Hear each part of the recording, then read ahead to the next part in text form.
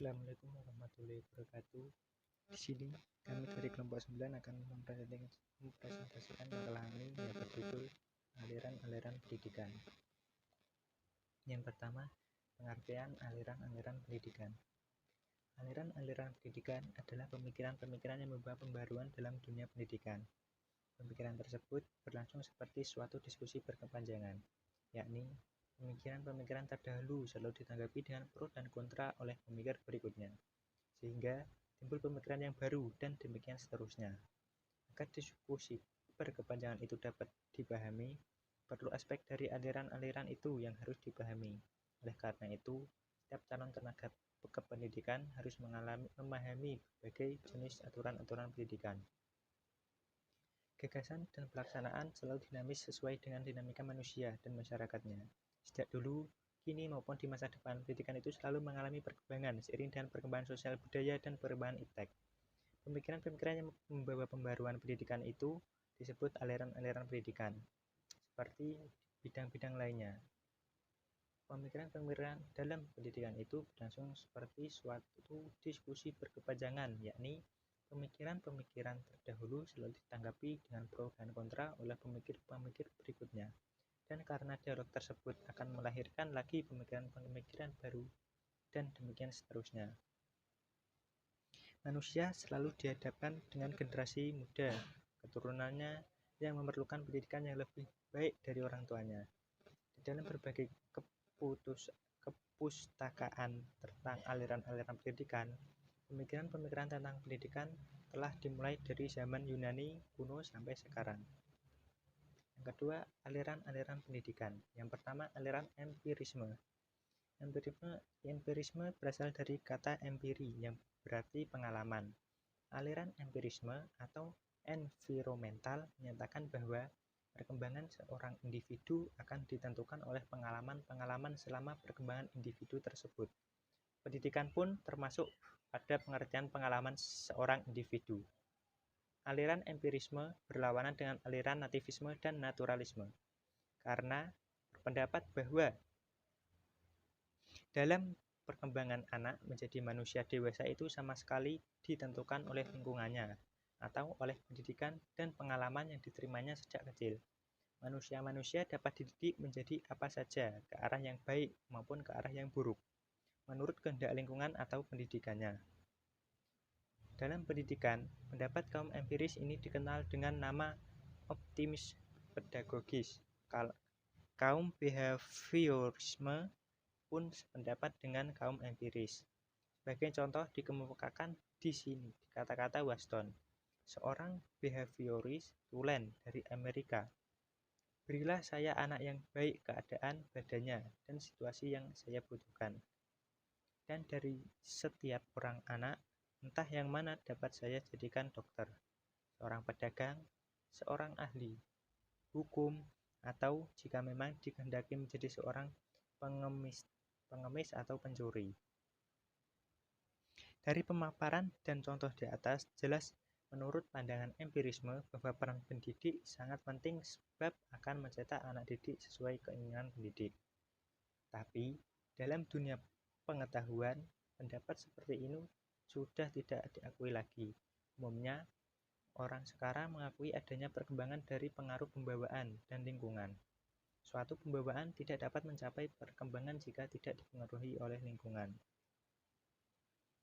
Di samping itu, orang berpendapat bahwa dalam batas-batas yang tertentu, kita dilahirkan dengan membawa inteligensi.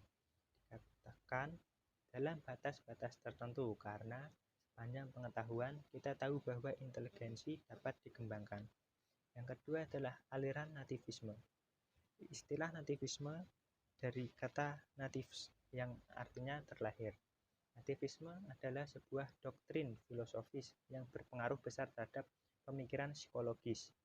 Tokoh utama aliran ini adalah Arthur Schopenhauer, seorang filosofis Jerman.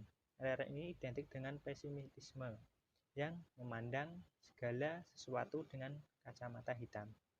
Aliran ini berpendapat bahwa perkembangan manusia itu telah ditentukan oleh faktor-faktor yang dibawa manusia sejak lahir. Pembawaan yang telah terdapat pada waktu lahir itulah yang menentukan hasil perkembangan.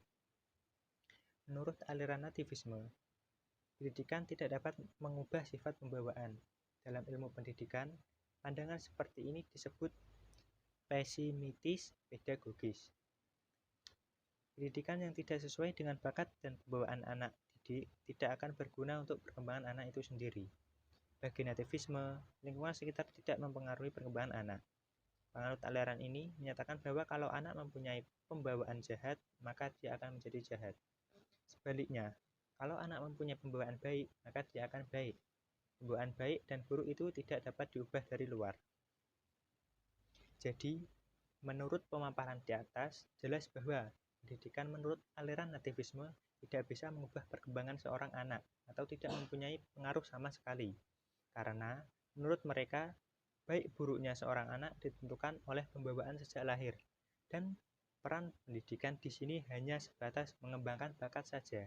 Misalnya, seorang pemuda sekolah menengah mempunyai bakat musik. Walaupun orang tuanya sering menasihati, bahkan memarahinya supaya mau belajar, tapi pikiran dan perasaannya tetap tertuju pada musik, dan dia akan tetap berbakat menjadi pemusik. Aliran pendidikan yang nomor 3 adalah aliran naturalisme. Naturalisme berasal dari kata nature. Nature artinya alam atau yang dibawa sejak lahir. Pelopor dari aliran naturalisme adalah J.J. Rousseau. Jadi J.J. Rousseau berpendapat bahwa semua anak adalah baik pada waktu baru datang atau baru dilahirkan dari rahim seorang ibu. Akan tetapi anak tersebut dapat rusak dan dapat baik karena pengaruh dari tangan manusia itu sendiri. Jadi pada umumnya manusia lahir ke bumi ini dalam keadaan suci, fitrah, dalam keadaan baik. Akan tetapi tangan manusialah yang membuatnya menjadi baik, lebih baik, atau menjadinya buruk. Kemudian aliran yang nomor 4 adalah aliran konvergensi. Aliran konvergensi dipelopori oleh William Stern. Jadi aliran ini menyatakan bahwa sejak lahir manusia itu disertai dengan pembawaan baik ataupun buruk. Akan tetapi pembawaan dan lingkungan akan sangat berpengaruh terhadap anak tersebut. Nah, kemudian di sini saya akan menjelaskan tentang gerakan-gerakan baru dalam pendidikan. Yang pertama adalah pengajaran alam sekitar. Ya, pengajaran alam sekitar adalah pengajaran yang mendekatkan anak dengan alam sekitarnya, yaitu mendekatkan anak dengan alam, dengan lingkungan yang ada di sekelilingnya. Kemudian yang kedua adalah pengajaran pusat perhatian. Pengajaran pusat perhatian biasa diberikan kepada orang abnormal. Jadi orang abnormal tersebut dipusatkan perhatiannya terhadap sesuatu hal. Jadi dia disuruh untuk berkonsentrasi terhadap apa yang dia tekuni tersebut. Kemudian yang ketiga adalah sekolah kerja. Sekolah kerja merupakan sekolah untuk atau guna mempersiapkan tenaga-tenaga kerja di masa yang akan datang. Kemudian yang keempat adalah pengajaran proyek. Pengajaran proyek adalah suatu pengajaran yang inti dari ajarannya adalah untuk problem solving atau untuk bisa menyelesaikan suatu masalah. Baik, mungkin cukup sekian presentasi dari kelompok kami. Apabila terdapat kesalahan, kami mohon maaf yang sebesar-besarnya. Karena tidak ada yang sempurna kecuali Allah. Jika terdapat kesalahan, itu murni dari diri kami sendiri.